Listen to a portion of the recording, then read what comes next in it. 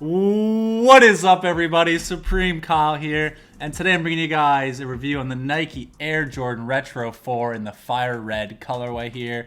Definitely a classic looking shoe. I love this shoe. I had it back in high school in 2012 here when it did feature the Jumpman on the back instead of the Nike Air. I think the Nike Air is a great touch here. Before I get into the sneaker review, I'll have a few more videos coming for you guys soon here on some collectibles. On my new Cause BFF here, I'm gonna get the set of the 3 different colors, as well as some more sneaker reviews coming here soon. So make sure you check out my channel if you'd like any of that content. So starting off here with the box, just a classic Jordan 4 box here.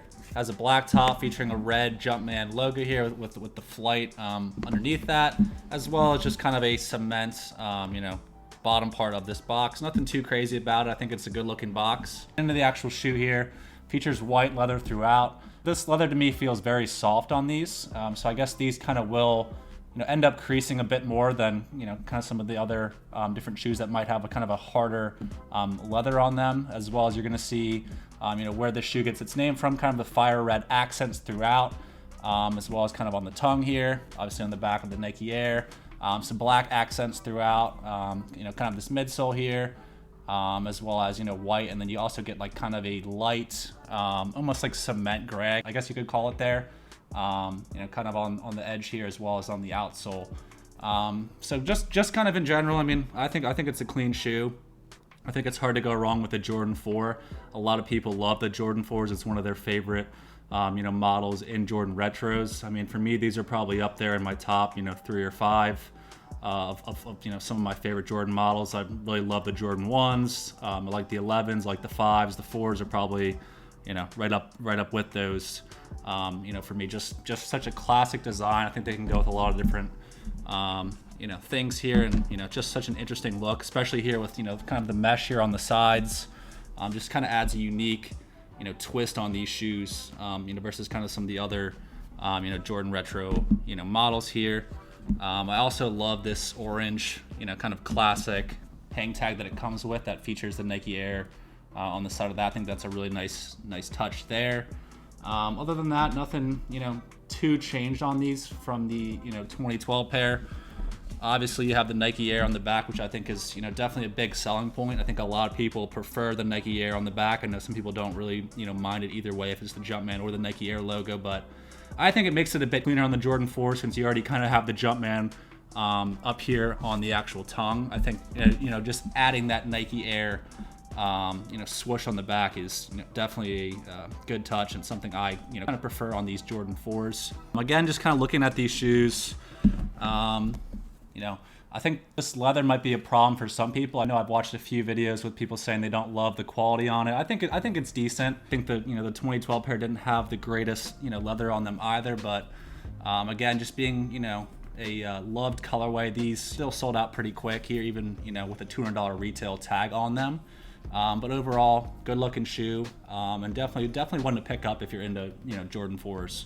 So talking a little bit about the laces here, I think I would just end up keeping the white laces. I definitely prefer those. I know some people like to rock the black laces, but I would probably just prefer sticking with the white laces on there. And I think I covered pretty much everything else on the shoe. It's pretty straightforward on a Jordan 4 here. It's nothing too crazy, just being that it is a classic colorway.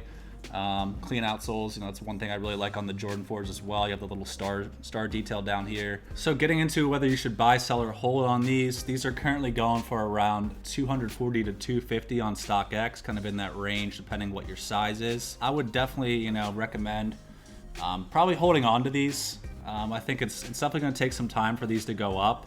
That might be a year or two from now, but I mean, just being a classic Jordan 4 colorway, it really doesn't matter how many shoes they produced on these. They'll basically just kind of go up over time, in my opinion. I mean, you could probably buy them here. I wouldn't, probably recommend that unless you really like Jordan 4s or you plan on actually wearing them on that. If you do plan on actually wearing them, I'll drop a link below to find them dead stock on StockX, as well as a link below to find them on eBay for a pre-owned pair for a little bit cheaper. I think you could probably find a pre-owned pair for maybe around retail, which was, again, $200 here. So unless you actually do plan on wearing them or keeping them on ice for a long time, I would probably recommend just holding here. I think, you know, kind of for the sell method, I probably wouldn't recommend that unless you really need to free up kind of that money to buy another pair of shoes or, you know, buy something else there. I mean, right now that margin isn't looking great after, you know, seller fees on StockX or eBay.